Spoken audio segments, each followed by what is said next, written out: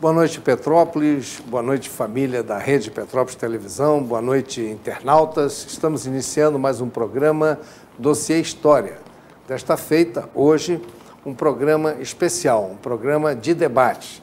E o nosso debate hoje será um tema muito caro a todos nós brasileiros e a todos nós, de uma forma geral, porque ou passamos pelo banco escolar ou estamos convivendo com o banco escolar através dos alunos e da participação de pais com filhos e etc. Então, a educação sempre estará presente entre nós. E o nosso tema de hoje é Educação Escolar e Ensino no Brasil na Atualidade. É um programa especial, todo ele dedicado a este tema. Temos 3 debatedores a nossa noite aqui, que foram convidados. Eu quero agradecer a presença, a honra de tê-los recebido aqui e espero que a gente possa realmente fazer um bom debate esclarecedor para todos os nossos telespectadores. Tenho aqui como convidado Cláudio Augusto Vieira da Silva, psicólogo, com mestrado em Políticas Públicas e Formação Humana pela UERJ. Exerceu atividade junto a ONGs com vistas à implantação de políticas públicas. Por 4 anos, coordenou nacionalmente o Sistema de Atendimento ao Adolescente, autor de ato infracional, junto ao Governo Federal. Fundou também o Conselho de Direitos da Criança e Adolescente em Petrópolis. Cláudio, pelo que me consta, também teve uma participação muito ativa na formação do Estatuto do Menor, esse que está em vigor hoje, né? Temos ainda o nosso convidado, o professor Leonardo Malgeri, historiador, mestre em Educação pela Universidade Católica de Petrópolis, é coordenador e professor de pós-graduação da Universidade Cândido Mendes, professor de Educação Básica há 17 anos, experiência de coordenação de escolas e cursos de formação de professor via CEDERJ. CEDERJ é Centro Educacional, é isso? É um curso que, na verdade, tinha uma capacitação para... Era um curso que tinha para capacitação de alunos que fariam a universidade do CEDERJ. Muitos entraram para pedagogia e tal. Eu trabalhei lá durante 5 ou 6 anos também. Perfeito.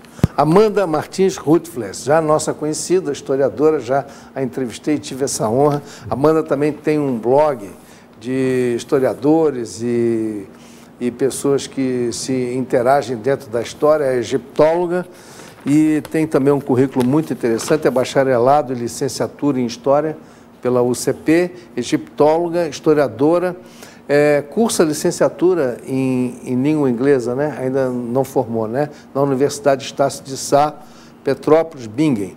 Docência na Escola Municipal Dom Manuel Sintra, Cidade Nova, no Carangola.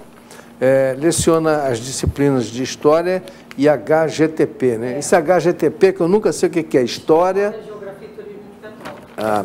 Lá o meu contrato já encerrou, eu era contratado. Telefone. Lá o meu contrato já encerrou. História, Geografia... E Turismo de Petrópolis. Eu saí em 2000... do 6º ao 8º ano, né? Do ensino fundamental. Era do 6º ao 8º ano. Foi até julho do ano passado, o contrato. Perfeito. Amanda também foi recepcionista bilíngue e gerente do evento espetáculo Som e Luz entre 2014 e 2016, no Museu Imperial. Historiadora também do Museu Imperial entre 2011 e 2016, historiadora da Catedral São Pedro de Alcântara, 2009-2011. Museu Casa de Santos Dumont, participa de diversos eventos acadêmicos e palestras. Não é isso? Bom, então vamos começar o nosso debate. O ensino no Brasil, né, como todos nós sabemos, está vivendo uma crise sem precedentes e nós temos, ano a ano, perdido muito da excelência do nosso ensino. Eu, talvez aqui o mais velho de todos, que tive a oportunidade de ainda de conhecer uma educação no Brasil que era extremamente rígida. Eu me lembro que para poder fazer o ginásio, tive que fazer um curso de admissão, chamava-se Exame de Admissão, e quando nós saímos do primário, éramos avaliados pelos professores e eles aconselhavam, não, você tem que fazer o curso médio para se preparar para fazer o exame de admissão. Quer dizer, então chegava no ginásio através já de um concurso, havia uma seleção. A educação, o ensino, ele era seletivo, porque se buscava uma certa uniformidade no ensino. Me parece que ao longo do tempo se abriu demais o ensino, liberalizando, procurando, buscando uma igualdade ou uma justiça social dentro do ensino. Isso talvez tenha sido pautado pelo Freire, né? O mestre Freire, lá de Pernambuco, que trouxe a tal da justiça social para o ensino. Não sei se isso foi saudável ou não. Então, o nosso primeiro questionamento é o seguinte: o que fazer hoje, já que nós temos que olhar o futuro, o que fazer hoje para virar a página do atraso no ensino fundamental? Gostaria que o Cláudio iniciasse o nosso debate colocando essa posição dele. Agradeço, Prisco, a esse convite aqui, meus amigos aqui de debate. Eu tenho uma visão um pouco diferente dessa introdução que se fez, que a educação ela reflete o estágio ou a situação da sociedade brasileira como um todo. Então, nós temos hoje os graves problemas da educação, eles estão refletidos também nos graves problemas da sociedade brasileira. Então, não há uma receita ou uma chave que vai acertar a nossa educação se a gente também não tiver um movimento compartilhado de mudança e da sociedade como um todo. Então, se nós não temos aqui nós temos 2 mestres de aula, de sala de aula, se nós tivermos uma carreira atraente para essas pessoas, se nós não tivermos um projeto educacional que atraia os jovens para a sala de aula, tanto para estudar quanto para ministrar a aula, nós vamos permanecer nesse perfil que nós temos. Eu venho desse lugar, de iniciativas ao longo desses últimos 30 anos no Brasil, de educação informal, que se chamava, educação fora de aula, de sala de aula, que a gente procurava o quê? Resgatar a fuga dos alunos da escola, que é um drama hoje brasileiro quando se fala do ensino médio. É um drama, enorme número de adolescentes e jovens que estão fora da escolarização. Então, agora isso, sem a educação a gente não avança, mas só com a educação nós também vamos ter as mesmas dificuldades que nós estamos hoje. Então, para iniciar, eu coloco um pouco isso. Acho que nós temos que ver a educação dentro do processo como um todo da sociedade. Então, a educação não é uma ilha que vai se resolver com todas essas questões que envolvem a sociedade brasileira como um todo. Então, eu acho que isso é muito importante, que traz para nós esses últimos avanços. Você sabe, eu tive na formatação, na organização, no movimento que nós conseguimos alterar a legislação para a infância e para a juventude no Brasil, e aí criamos o Estatuto da Criança e Adolescente, logo depois do processo constituinte, onde a educação entra como uma política para o desenvolvimento de crianças e adolescentes, ou seja, eles têm o direito a aprender. E esse direito ele vai sendo vilipendiado a todo momento, ou seja, por falta de estrutura física, ou seja, por falta de condições para os profissionais trabalharem, ou seja, por completa desacordo ou distanciamento do que o aluno necessita nos dias de hoje, né, no mundo que vivemos hoje, e aquilo que é possível oferecer dentro dessas unidades escolares. Então, esse direito, que é um direito lá no artigo 4º do Estatuto da Criança e Adolescente, que é um direito das políticas públicas obrigatórias para a sociedade brasileira oferecer a todas as suas crianças e a todos os seus adolescentes, não está sendo cumprido. Então, esse direito a aprender, está sendo surrupiado ou retirado das nossas crianças e adolescentes. Agora, isso tem que ser, eu entendo que tem que ser visto de uma maneira em que envolva todas as questões da sociedade brasileira. A sociedade brasileira precisa de um projeto educativo, de um processo educativo que a ajude a superar as dificuldades que estão envolvendo, de uma forma geral, os jovens brasileiros, né? Só para te falar um dado e passar a palavra aqui, nós temos 11 milhões de adolescentes e jovens na faixa de 15 a 29 anos de idade que não estudam e não trabalham. Isso equivale a um Rio Grande do Sul, um Paraná, um Pernambuco inteiro. 11 milhões. Projeta isso para 20 anos dessas pessoas, sem estudo e sem trabalho. Então, isso é uma pesquisa do IBGE, dado do IBGE publicado no final do ano passado.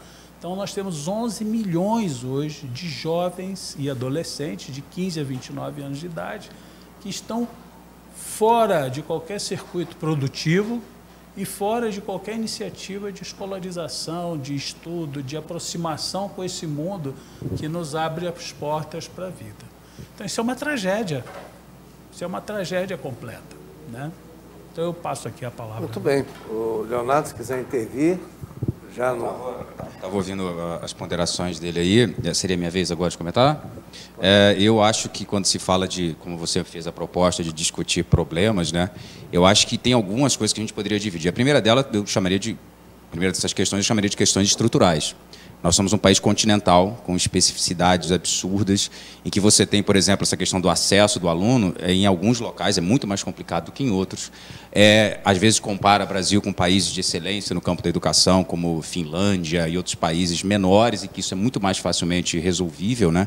Então, o primeiro problema parece estrutural. Eu acho que nós temos problemas econômicos. Quando nós tivemos, inclusive, um aporte financeiro, mas nesse sentido não resolvemos. E hoje a gente sabe que tem um percentual do PIB que é destinado a isso. E aí as políticas, nesse sentido, são muito discrepantes. Alguns falam que é suficiente, outros falam que não. Mas a sensação que se tem é que dinheiro até existe para isso. Como se usa essa verba, e a gente tem problemas de corrupção envolvendo uma série de desvios que se faz com verbas que iriam para a educação em todas as instâncias. Esse seria um outro problema. Eu acho também que tem uma questão cultural do quanto que a sociedade diz que valoriza esse professor e que eu não sei se valoriza tanto. Quando você fala de greve de professores, a antipatia que gera em boa parte de algumas comunidades, algumas pessoas e outras categorias têm um apoio popular que me parece concretamente mais palpável. E tem uma outra questão também, que é a questão de como que a escola funciona hoje. Isso que o Cláudio falou é perfeito. Assim. Você tem uma escola que é desinteressante para esse aluno.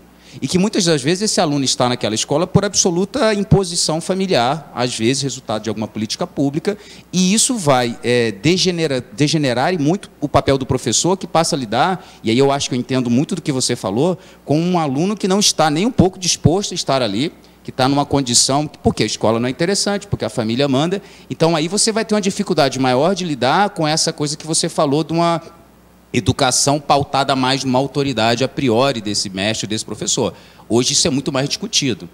O Cláudio colocou corretamente uma série de direitos que esses alunos obtiveram, e isso é importante, mas a gente tem que começar a pensar também em distribuir deveres, obrigações para essas famílias que foram contempladas por esse Estado e que, eventualmente, acreditam que a escola seja simplesmente um local que você deposite essa criança e que ela saia de lá com todas as formações, ideologias e preparo para o mundo, inclusive questões que anteriormente não eram da escola, tornaram-se da escola, então você tornou o escopo, a responsabilidade dessa escola muito maior, com as mesmas ferramentas de antes. Não vou entrar nem no mérito das tecnologias, que seria uma outra discussão.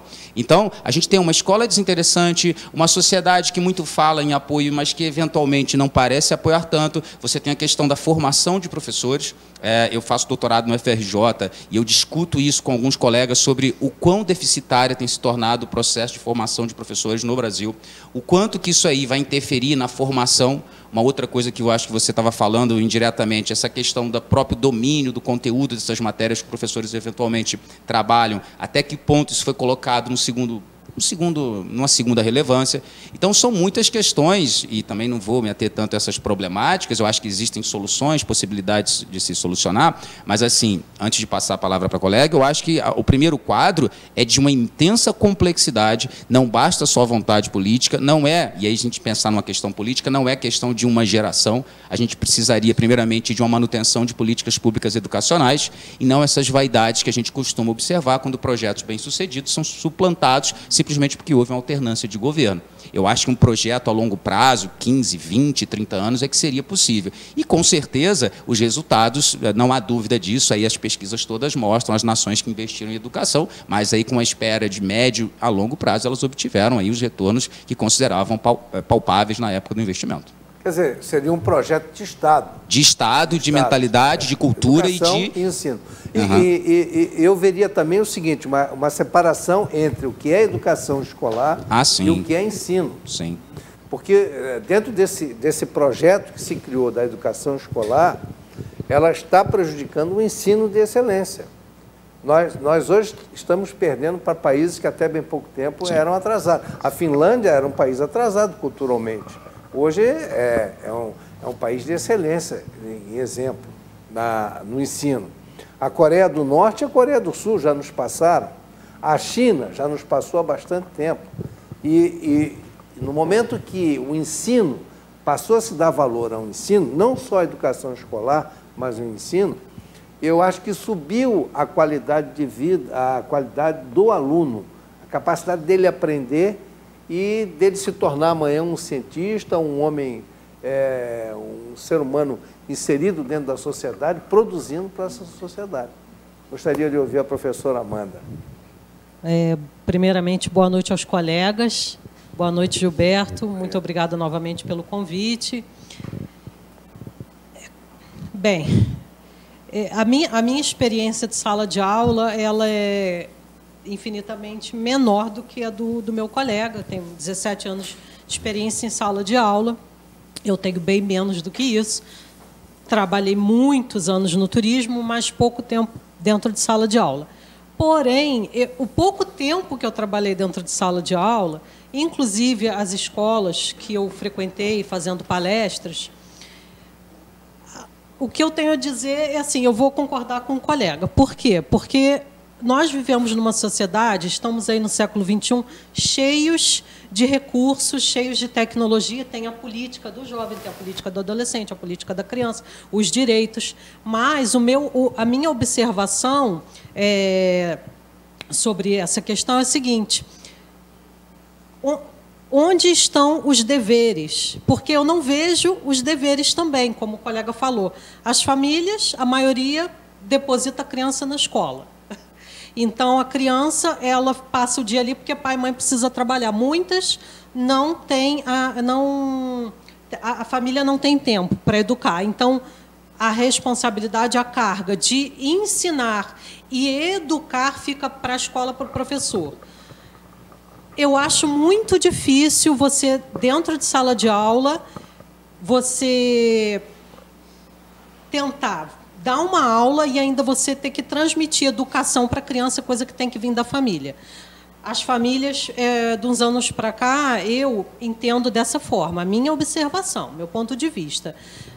A partir do momento que o Estatuto foi criado, se eu não me engano, me corrija, o doutor Cláudio, ele foi criado, acho que há 28 anos, pelo que eu pude observar, né?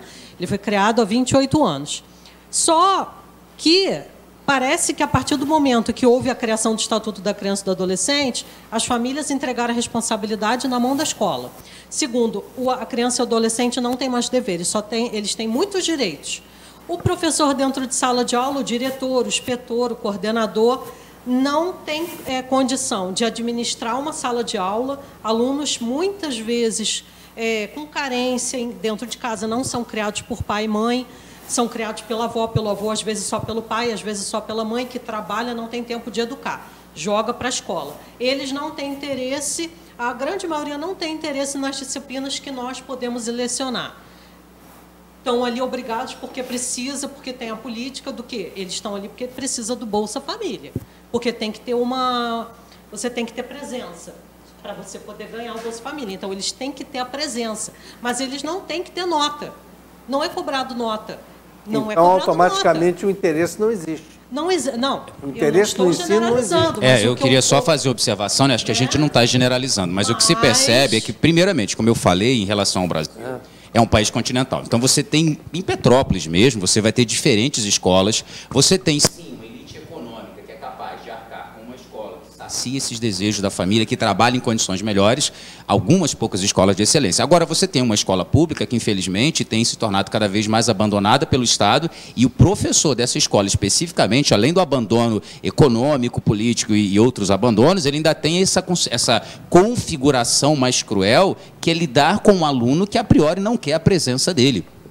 Eu sempre falo isso em relação a alguns colegas, assim, nós, professores, temos uma profissão que é muito ingrata, porque o nosso cliente, né, entre aspas, óbvio, o nosso cliente, ele não quer que a gente vá. Quando você vai numa consulta, você quer que o médico compareça. Quando você vai em qualquer local, você quer que... O professor não.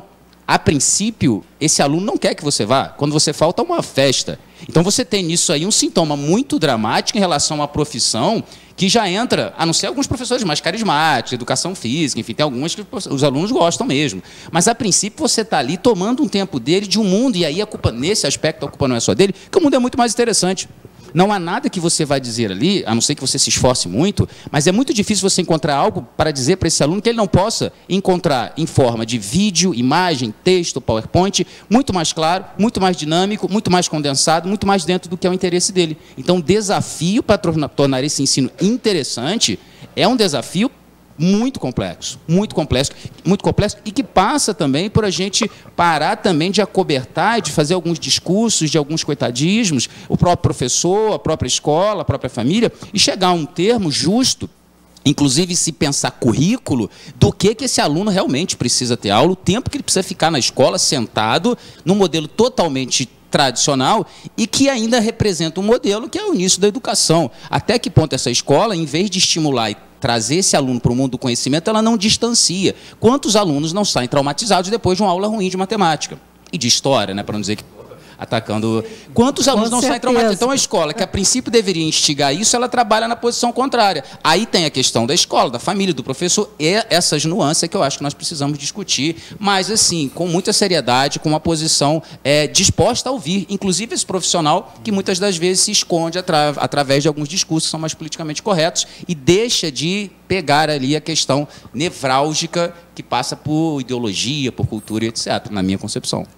Eu queria contribuir com uma reflexão aqui, que é assim, acho que é uma certa confusão que se vinculou isso, né? Quando nós colocamos lá na Constituição que crianças e adolescentes são sujeitos em desenvolvimento, em condição peculiar de desenvolvimento, e então nós estamos falando que necessita de uma ação educativa da sociedade, da família, do Estado, desses entes que nós garantimos ali nos artigos 227 e 228. Quando o Estatuto regula isso, ele absolutamente não tem... O Estatuto não é uma peça que desresponsabiliza os adolescentes a partir de 12 anos de idade e as crianças e suas famílias até 12 anos de idade. Agora, quando ele fala em direito, é um direito universal a todos os brasileiros e todas as brasileiras, que você, como jurista, sabe que é na primeira vez que tem-se uma legislação para a infância e juventude equânime. Até ali, nós tínhamos legislações distintas para um público e o outro que a gente chamava de criança e de adolescente. O outro público era o público dos grandes internatos, etc., etc., que é uma marca que nos traz até os dias de hoje. Então, assim, não é o Estatuto que desresponsabilizou, de forma alguma. Ele reconhece ali o direito ao pleno desenvolvimento, que é um movimento que vem sendo feito no mundo inteiro desde a Segunda Guerra Mundial. Ou nós vamos ficar brincando de apertar botãozinho de lançar míssil, ou nós vamos para a cultura da paz. E aí se criou todo um movimento em torno disso. Agora, o que acontece com esses jovens e esses adolescentes que, inclusive, nós estamos falando aqui daqueles sobreviventes que estão numa sala de aula. porque tem muitos que estão invisíveis a isso, e não são poucos, e não conseguem frequentar nem essa aula chata de matemática, de história, nem essa escola que apresenta uma defasagem, às vezes, tão grande do que se tem hoje de oferta de mecanismo de aprendizagem no mundo, né? Então, hoje nós convivemos, enquanto sociedade, com 60 mil homicídios ano, e os que mais morrem são os adolescentes de 15 a jovens de 29 anos de idade. Nós convivemos isso hoje, agora, Prisco, eu estava vindo para aqui, ouvindo as notícias do dia de hoje, do que foi assaltado, a pessoa da minha idade ontem que morreu, estava numa papelaria, não estava nada, enfim, fazendo uma coisa trivial do dia a dia. E a gente ouve isso e às vezes estamos já anestesiados com isso e não problematizamos isso o suficiente. E aí você leva isso para o privado, também acontece nas famílias. Então, de todos os arranjos familiares que a gente tem disponibilizados hoje, catalogados na sociedade brasileira, que segundo o IBGE são 12 arranjos familiares no Brasil hoje, e há uma separação, uma desorganização desse mundo e uma desvinculação de valores da família, da escola, etc. Então, muitas pessoas hoje abandonam a carreira por medo, por violência, por não querer enfrentar essas coisas, porque é correto, as famílias, aquilo que sobra de vínculo com esses adolescentes, matricula lá em um abraço. Então, eu repito aquilo que coloquei no início. Não é só a educação. Nós temos um conjunto de situações ameaçadoras, desorganizadoras, que nos levam a essas situações nas pequenas unidades. Por exemplo, numa unidade escolar, então você entra para dar aula, você não consegue dar aula. Não consegue dar aula, aí você olha para a infraestrutura que tu já colocaste, a infraestrutura não te permite fazer um ambiente de aprendizagem ali. Você entra dentro de uma sala de aula com 50 pessoas, das quais não se sabe muito bem como ela conseguiu chegar aquele ano ali. E aí você precisa de novos mecanismos para tornar isso agradável. O profissional também não. Então, é isso que você já colocou, que a sociedade brasileira quer realmente valorizar esse campo, que é o campo da educação. Olha para os outros países aí que evoluíram, que ultrapassaram o Brasil, como você falou, e a gente vai ficando para trás, Eles tomaram uma decisão. Vamos fazer um projeto de educação para 10 anos, para 20 anos, para uma geração, para 2 gerações, e aqui nós não mexemos no sentido de não vai ficar caindo para um lado ou para o outro, dependendo do gosto político de quem esteja na direção. E o Brasil, com 5 mil e poucos municípios, ele tinha que fazer essa transição, mas não adianta eu ficar despendendo os recursos para os municípios, para os estados e municípios, e ter essas gestões que a gente fica vendo da educação, né? Então, pintar escola, isso não quer dizer que você está num novo projeto de educação. Eu direcionaria para os debatedores um outro pensamento. Eu não sou da área de educação, eu acompanho de longe, eu fui estudante 30 anos da minha vida, até hoje eu estudo, né? E na área de história, por exemplo, em função desse programa aqui, eu semanalmente faço as minhas pesquisas, embora não seja historiador, não tenha formação acadêmica, mas eu tenho uma formação de pesquisador. Então, e a história é a minha paixão. Então, eu faço isso hoje, aos 69 anos de idade, quase semanalmente, estudo, pesquiso, que eu gosto, amo isso. Então, mas, ô Prisco, deixa eu só te agora, falar. Só para direcionar a pergunta para vocês, senão eu vou perder aqui o embalo. Não seria possível a gente pensar num Brasil complicado, complexo, como nós somos, em separar, e eu já vi alguns da área falando sobre isso, em diferenciar o que é educação escolar de ensino, porque nós temos um grande contingente de pessoas que estão preparadas e voltadas para o ensino, que não tem a ver com aqueles problemas que o Cláudio falou. E que são milhões e que estão sendo prejudicados porque eles estão sendo misturados com um outro contingente que não tem capacidade para acompanhar o raciocínio deles e que, por uma circunstância legal, estariam ali. Então, não seria o caso de você fazer um ministério da educação escolar e outro só para administrar o ensino, porque um país heterogêneo como o Brasil, que nós temos jovens e alunos multifacetados de tudo quanto é jeito, eu acho que esse raciocínio eu estava lendo o Gilberto Freire essa semana, até para reciclar um pouco as ideias, e ele mistura tudo, ele põe tudo num saco só.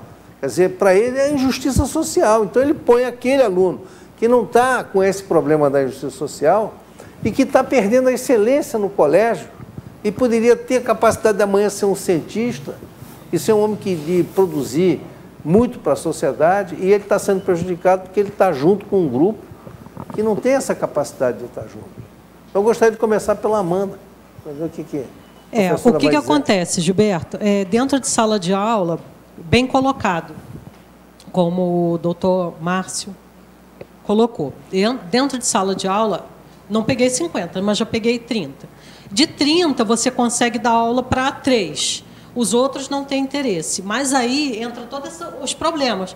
Não tem a infraestrutura em casa, não tem acompanhamento, pai e mãe não vê se está fazendo o dever, não tem interesse pela aula de história, porque eles têm já uma ideia formada de que história não serve para nada. Então, o professor de história, quando chega em sala, ele já tem que desconstruir esse imaginário social do aluno sobre história não serve para nada. Aí você tem que desconstruir e tentar trazer eles para você. Isso já é difícil, porque aí entra aquela série de problemas que você administra dentro de uma sala, que vem de casa. Só que o professor, como você está falando, ele é preparado, ele faz hoje em dia um mestrado, um doutorado, um pós-doutorado, e ele cai dentro de uma sala de aula, que é muito diferente o ambiente de pesquisa e o ambiente de sala de aula. Né? Quem sabe, quem fez sabe que é assim. E não basta você ter um doutorado, a coisa dentro de sala de aula é bem diferente. Você tem que administrar problemas ali. Então, você tem que desconstruir esse imaginário, tentar dar aula de história, trazer eles para você, fazer com que eles gostem. No meio, às vezes, do mundo que a gente vive, que é cheio de tecnologia, eles querem, muitas vezes, o celular na hora da aula. Aí você também, dependendo do que você fala, você não pode falar, porque senão você está punindo e coagindo. Por quê? Porque também criou-se um imaginário social que o Estatuto defende todos os direitos, e eles não têm deveres, só têm direitos. Você não pode, às vezes, não seria o fato, deixar então, de castigo. Eu conheço gente que não pode falar na escola que é castigo. Que se falar para o aluno que é castigo, olha, você está de castigo. A criança reclama com a mãe vai na escola, a professora é mandada embora. Então, é muito complicado. Então, você Por isso que eu estou fazendo essa proposta aqui. Seria viável isso, então, que eu falei? Separar o que é o contingente do ensino... Mas nunca criando um ministério. Eu acho que a última coisa que a gente precisa são ministérios distintos. A gente tinha que ter menos, assim. Eu acho que você tinha que ter uma gestão feita por pessoas que conhecessem de educação de fato. Não são pessoas que abandonaram a sala de aula há 25, 30 anos e que ficam pensando em políticas públicas, como a gente vê muito. Pessoas que estejam vivendo isso, que sejam capazes de ouvir as diferentes realidades da educação brasileira e coadunar nisso num projeto, um pacto nacional, sim, de 25, 30 anos, de implantar essas mudanças independente do governo que tiver. Até porque tem uma outra questão por detrás disso tudo, e você insinuou isso algumas vezes, e eu tendo a concordar contigo falando do Paulo Freire, a ideia de uma ideologia de educação. A educação é um campo de disputa de poderes. Nós temos disputas ferozes, acadêmicas, em sala de aula. Muitas das vezes, um dos problemas do professor de história é justamente um viés eventualmente ideológico, que o aluno antigamente, que era simplesmente passivo e não tinha acesso a outras fontes, digeria. Hoje o aluno está muito mais antenado. O professor tem que tomar conta disso também, de até que ponto que ele está falando está sendo honesto intelectualmente. a gente tem problemas em todas as disciplinas. Óbvio, ninguém defende aqui uma suposta isenção absoluta, mas você tem que tomar esse cuidado de, eventualmente, entender que a sua visão é a sua visão, mas que esse aluno também tem que ter o espaço dele. Isso teria de ser contemplado numa política, de ouvir esse aluno, a ideia desse aluno, que não é o bobinho, o tolo, que muitos professores consideram. Ele tem um arcabouço de tecnologia, de bibliografia, que a gente demorava anos, décadas para achar, digitou ali uma frase, ele já tem. Então, eu acho que passaria, sim, por uma organização, por um pacto e por repensar mesmo educação. Aquela hora que eu estava te interrompendo, e quando você fala, eu não sou da educação, somos todos da educação. A educação, ela é inerente à nossa prática cotidiana. Se a gente for pensar a educação no sentido lato, no sentido mais amplo, o fato de eu esperar você falar, o fato de eu me levantar quando tem alguém mais... Isso é educação. E, diferentemente de outras áreas, engenharia, física, química, que eu posso eventualmente me formar, estudar, e eu não vou ter como, de repente, trabalhar dentro desse viés que não da formação, a ideia da educação, estamos todos, o tempo inteiro, discutindo, pensando em educação, como alunos, como professores, como pais de alunos, como alguém que vai ser vítima ou contemplado por essa educação que se está produzindo. Então, a partir do momento que a gente se posiciona e que, de fato, compra o discurso de queremos mudar a educação, apesar dos custos que isso podem vir, custos sociais, custos de repensar valor, como você colocou a questão do valor, eu acho correto. Hoje a gente tem valores que são, na minha concepção, altamente questionáveis em relação, inclusive, à autoridade, que é uma palavra que as pessoas confundem com autoritarismo. E que o professor, a princípio, é aquela imagem dele ter que dar aula segurando um chicote com um monte de leão atacando. A depender da escola, isso pode ser vislumbrado. Então, já é um desânimo tremendo você trabalhar em mais essa especificidade. Claro, em algumas escolas, tem outras que isso não acontece. Mas são muitas as questões. Eu acho que passaria por essa discussão. Passaria, por exemplo, por um programa como esse que nós estamos fazendo, pela participação. Quantas pessoas estão assistindo, estão interagindo e estão pensando nisso? Quantas pessoas não mudaram de canal porque tem coisa mais interessante do que discutir educação? Essa é uma reflexão para quem está vendo nesse momento fazer. Faça essa reflexão. Quantas vezes você pensou, pô, vou mudar de assunto, vou mudar de canal porque está muito chato, isso é educação. Enquanto você não pensar, isso é educação, isso é o futuro meu, do meu país, dos meus filhos, isso não vai ser resolvido. Vai ficar no campo das discussões que vão para teorias, a gente ficaria séculos discutindo teorias, mas na prática me parece que não teria grande mudança. O reflexo disso tudo é a violência que graça nas ruas do nosso Brasil todo, né? Pela falta de educação, pela falta de ensino, pela falta de cultura. Então, essa pergunta que você trouxe, desculpa, só Cláudio. Isso já é possível com o sistema hoje. O Estado do Rio já fez uma experiência dessa, colocou uma escola pública de excelência lá na cidade do Rio de Janeiro, onde se selecionava os melhores alunos por desempenho, e eles tinham as melhores condições ali. Então, isso pode ser feito com a gestão do ensino, no ensino hoje. Agora, tem que ter vontade de fazer a gestão do ensino, não é a gestão da vontade política, uma coisa bem de nuvem, assim. Não, a gestão concreta. Como é que é o teu sistema de ensino? Por exemplo, o sistema de ensino de Petrópolis é um sistema de ensino autônomo, tem recursos, tem administração e tem condições de se desenvolver. Como que você organiza? Organizo em anos. Não é só isso. Qual é a tua proposta pedagógica para tirar daqui pessoas que podem se tornar cientistas numa cidade que tem tanta oportunidade como essa? Outros que podem se tornar belos profissionais das áreas tecnológicas. Qual é a nossa proposta para isso? Agora, para isso, pelo menos nós temos que pensar na infraestrutura de onde se faz o ensino, no profissional que está envolvido. Não é só uma questão que aqui eu venho acompanhando, nós conversamos um pouco sobre isso, eu vejo discussão administrativa da educação.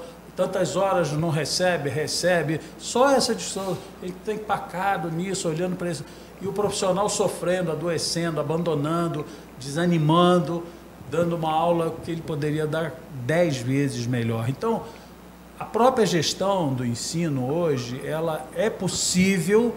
Por quê? Porque nós temos autonomia para fazer nos sistemas municipais, dentro daquilo que é o acordado nacionalmente, de você poder fazer isso que você está colocando. Olha, vamos fazer um programa de aceleração aqui para aqueles que estão se destacando mais nas áreas de ciências humanas, nas áreas de ciências tecnológicas, etc. Isso é possível, agora você precisa de ter vontade, investir. Isso não é um programa de 4 anos, isso não é um programa de 10 anos. A gente tem que pegar uma geração e colocar essa geração para ter uma ação pedagógica com essa geração. E aí você abrir esse mundo e fugir dessas armadilhas que estão nos colocando. Então parece que a escola é o pior lugar do mundo, né? Que parece que na escola não vai acontecer nada de importante. Pelo contrário, nós não vamos melhorar a sociedade brasileira sem um sistema de ensino qualificado. Agora, o sistema de ensino sozinho, ele não vai conseguir modificar toda a sociedade brasileira, porque nós temos 60 mil homicídios, nós temos 52 milhões de pessoas na linha da pobreza na sociedade brasileira. Você imagina o que é isso? Né? Então, agora, vamos pegar só o recorte dos jovens e dos adolescentes. É isso que eu coloquei aqui. Nós temos 11 milhões que não passam nem na porta, nem na calçada daquelas escolas. Imagine o futuro que a gente pode estar verificando para cada pessoa dessa. Então, isso é uma tragédia. A gente vê isso com uma certa... frustração, né? É uma frustração, anestesia, um desânimo, e a gente não pode fazer isso, porque de onde nós viemos, a gente sabe onde chegamos aqui. Nós temos que reagir. Temos que reagir, nós temos que mostrar que estudar é um valor importante para ti, para a tua vida, não é só para ganhar dinheiro. Agora, saber Cláudio, história é fundamental, saber minha localização nesse mundo de hoje, que eu clico e num minuto, num segundo, eu estou em qualquer lugar desse planeta, em qualquer museu desse mundo. Né? Sem o estudo da história, fica até difícil de compreender esse quadro no mundo caótico que nós estamos vivendo hoje no mundo. Né? Exatamente. Agora, eu pergunto o seguinte, haveria possibilidade de interagir entre a escola pública e a escola privada? O que vocês falam comparativamente da performance? Porque os problemas que nós temos na escola pública não temos na escola privada. A escola privada funciona de uma forma, vamos dizer assim, mais disciplinada, mais seletiva. Ela não tem eu acho que isso vai variar muito de escola para escola. Depende. Você tem escola pública que você tem o desempenho de excelência dos professores, dos alunos interessados, o que mostra que existe solução. E você tem escolas particulares, e muitas, que não demonstram nenhum interesse. Esses alunos, pelo contrário, por ser uma escola particular, se outorgam o direito de pagou, passou. Exatamente. Então, veja, é uma realidade complexa. Qualquer simplificação que a gente tentar fazer, ela vai sempre cair em armadilhas. Sem dúvida. Então, condenar a priori a escola pública, não. Eu vejo excelentes escolas. Em Petrópolis, você tem boas escolas públicas. Bons profissionais ligados à escola pública, municipal e estadual. Nós temos boas escolas particulares, mas temos péssimas escolas particulares, péssimas escolas públicas. Aí entra, quem é a gestora? Quem é o gestor dessa escola particular? Que tipo de pai você tem presente nessa escola particular? Que tipo de pai você tem presente, normalmente menos, nessa escola pública? A presença desses pais, quando a gente fala de sociedade, é isso. É cobrar o dever de casa do filho, é cobrar que a escola funcione, que tenha tudo funcionando bonitinho, que o filho aprenda, é se envolver concretamente nisso. E isso é que já é um meio caminho andado para a excelência desse aluno. Então, eu tomaria muito cuidado sempre a gente fala aqui, generaliza algumas coisas, mas a gente tem exceções nos dois casos, aí, bastante. Eu vejo, por exemplo, no ensino universitário, uma situação, um quadro problemático em que as universidades hoje os reitores das universidades estão sendo eleitos por alunos, então gira em torno de um interesse da própria política da universidade, entre um funcionário que se torna reitor e aquele conluio com os alunos de um grupo, via de regra até uma participação ideológica em que se apoia, e a universidade pública está indo para o buraco. Há muitos anos está indo para o buraco. A universidade, eu dou exemplos aqui de universidades que já foram padrão e hoje já não representam tanto esse padrão como a Fluminense, a Universidade Federal Fluminense. A UFRJ, que é um caos total, vive em greve, problemática. O Colégio Dom Pedro II, que era um padrão, um exemplar, um colégio de excelência, hoje vive em greve, vive em guerrinhas, e os meninos querem usar saia, as meninas querem usar calça. Quer dizer, isso está ficando uma loucura. Petrópolis, por exemplo, eu sei de professores que assinam o recibo de uma aula, por exemplo, por hipótese, né? R$100 e recebe 30. Faz aquilo para constar, mas o colégio não paga aquilo que está no recibo. Como é que fica essa história? Pois então, acho que ela ia falar, eu não vou cortar lá. Você quer falar na frente? Não, na realidade, o meu pensamento é o seguinte: não tem como o profissional da educação ou só o estatuto dar conta dos problemas. A família precisa estar envolvida, gente. Famílias aí que estão nos assistindo. A família é a estrutura, a família é a base. Não deixem, não deleguem. O que acontece de alguns anos para cá é que a família se acomodou no direito do estatuto. Então, a família se acomodou, joga toda a responsabilidade para a escola, para a diretora, coordenador, o professor, e a escola não tem condição de dar conta de tudo. Não tem como ter mudança na educação se a educação não vem de casa. Porque o professor, famílias que estão nos assistindo, o professor ele não educa, o professor ele ensina a disciplina. Ele não está lá para ensinar ética, moral, comportamento. Ele não está lá para ensinar que o outro não pode pegar o celular do outro, que o outro não pode dar um tapa no outro. Ele não está lá para ficar parando briga dentro de sala. O professor, ele perde, em média, de 50 minutos de aula, ele perde, em média, tá? Numa escola calma. Não estou falando numa escola extrema. Numa escola mais calma de comportamento, ele perde 20 minutos desses 50 por problemas com disciplina. Isso é problema do educador, do diretor, do coordenador pedagógico? Não. A família largou de mão a educação. São poucos, não estamos generalizando. Só que poucas famílias. Por quê? Porque é uma sociedade corrida, tem que trabalhar, tem que pagar conta, todo mundo entende isso. Todo mundo entende isso. Eu não sei se é o caso dos colegas. Minha mãe sempre trabalhou fora, praticamente quem me criou foi minha avó. Dentro do Colégio Dom Pedro II tinha regras, tinha norma, tinha que cantar o hino nacional todo dia. Se chegasse com tênis, com blusa, de qualquer maneira, não entrava. 5 minutos de atraso, o porteiro não deixava você entrar. Não adiantava você gritar com o porteiro, você chutar a cara do porteiro. Era regra. O Dom Pedro II, aqui em Petrópolis, Gilberto sabe disso. Era um colégio excelente para conseguir uma vaga. É verdade. Você era dificílimo. Então, eu sou da época da professora Maria Campos, não sei se os colegas aqui conhecem. Dona Terezinha e Dona Maria Campos, que foi minha professora na UCP, diretora do CENIP. Você tinha que seguir a norma, você tinha que seguir o certo. E as crianças vinham educadas de casa. O professor entrou dentro de sala, silêncio.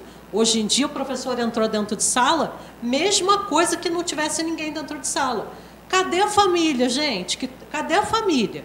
A família se acomodou na lei que dá direito ao seu filho.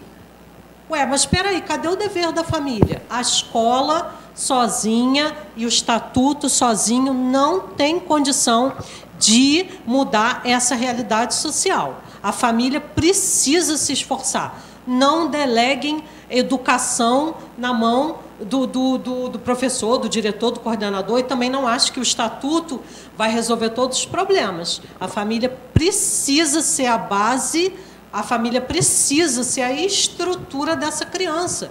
Porque são muitos problemas dentro de uma escola, muitos problemas dentro de sala de aula, mesmo com todas as políticas, com todos os estatutos, com toda a tecnologia que você tem hoje em dia para passar uma informação para o estudante, as famílias precisam se envolver mais, Gilberto. Esse é o meu pensamento. Eu queria só recolocar para ti. Eu acho que essa pergunta sua, acho que a gente tem que ter... O Brasil sempre conviveu com escola pública e escola particular. Sempre conviveu com isso. Eu acho que agora a gente tem que ver essas mediações que são possíveis, descaracterizar a escola pública, desmotivar a escola pública, isso não, eu não entendo que seja a saída para nós. Claro, não é esse o nosso caminho, né? Agora, uma escola particular que se regue pelas regras de um mercado financeiro, por exemplo, eu estou longe, que é essa que vai dar 100, pega um recibo de não sei quanto e a professora recebe 30. É verdade. Porque quer ter lucro. É verdade. Uma das maiores organizações particulares do Brasil, hoje, é também governada com gente que se rege única e exclusivamente pela lógica de lucro. Ano passado, de uma tacada só, mandou não sei quantos mil professores embora para que pudesse contratar professores mais baratos para a sua própria universidade. É um grupo fortíssimo econômico dominando a educação universitária brasileira, particular. Então, são boas as convivências, A gente tem experiências positivíssimas, tanto no ensino público, quanto... Eu acho que essa não é a questão. Acho que a questão é o que desejamos, o que queremos, como faremos, como traremos.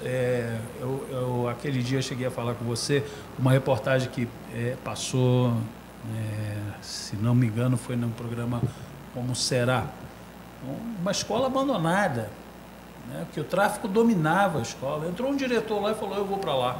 Um diretor. E aí ele foi agregando a sua direção, a família, as famílias que queriam, a comunidade. Então, o buraco do muro onde se passava a droga foi tapado e foi criado uma sala de leitura. Os meninos começaram a ler livros. Nesse ano, ele foi agraciado agora num concurso dos maiores educadores do mundo, etc., para animá-lo. Onde ele pegou isso? Numa das zonas mais violentas de São Paulo, está lá até hoje. Tudo que ganhou em termos de prêmio, etc., ele não saiu dali abandonou aquilo ali, pelo contrário, reforçou aquela situação. Então, eu estou te dando um exemplo extremo, de extrema violência. Ninguém queria trabalhar lá naquela escola. A evasão da escola hoje é zero. Não há uma evasão na escola hoje. Por quê? Há todo um envolvimento. Não é só a responsabilidade dos professores. Como assim? Como que a gente vai para uma escola para bater num professor? Não. Então, mas essa é a sangria, essa o nosso problema enquanto sociedade brasileira. Enquanto está na casa do outro, é problema do outro. E aí eu não me envolvo, eu não trago isso para dentro de mim. Então, nós temos que olhar para os nossos municípios e perguntar para o nosso sistema de ensino. Essa criança está entrando na creche hoje, ela vai sair como depois do ensino médio? Está preparada para o mundo? Estamos preparando para o mundo? Eu vou acompanhar o ensino dessa criança? Esse é o direito ao desenvolvimento, é isso que traz a legislação.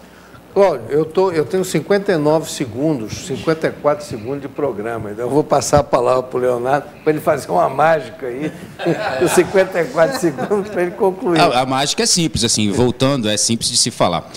Voltando ao que você propôs de solução, eu volto a dizer que o problema é muito complexo, a solução passa por uma questão cultural, de se entender a educação realmente como solução e de encarar as necessidades para essa solução como palpáveis, e como um projeto a médio e longo prazo.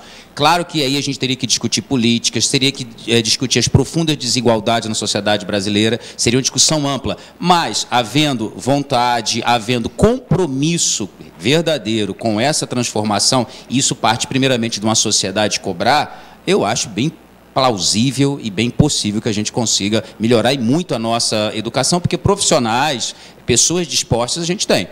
Criar o sistema necessário para que elas possam agir na plenitude dessas ações positivas para a educação. Muito bem. Bom, meus amigos, eu quero agradecer a participação de vocês. Fiquei muito honrado com a presença. Espero que a gente possa renovar esse compromisso para o futuro. Aos nossos telespectadores que nos acompanharam, quero agradecer também a participação e a audiência.